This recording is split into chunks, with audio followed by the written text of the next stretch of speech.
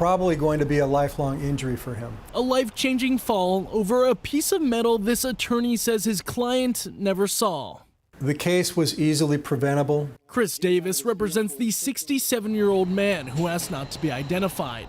Davis says his client parked near Broadway and Harvard in Capitol Hill on November 12, 2024. The man then walked around his car next to a protected bike lane. That's when he tripped on a nearly 2-inch piece of rebar sticking out of the street.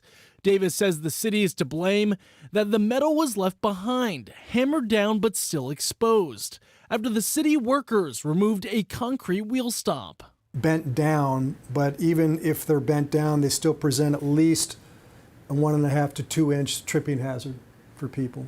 So, and you can also tell that they blend in with the cement, so they're not easily seen. Davis says the fall left his client with a head injury and 3 fractures in his back that required surgery. Over time, with normal wear and tear, usually the sections above the hardware and below will become arthritic and degenerate over time, so that can cause additional problems in the future. The case was filed in September 2025. After a full day of mediation last month, the city agreed to settle. The price tag, $775,000. Of the settlement, about $185,000 went to past medical bills, and the rest went to future medical bills and then his pain and suffering.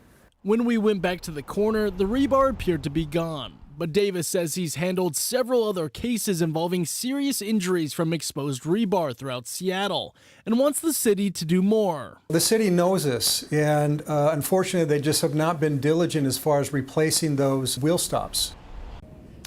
And a spokesperson with the city attorney's office sent us a statement saying, in part, the city is pleased it was able to resolve this matter and has no further comment. Joyce?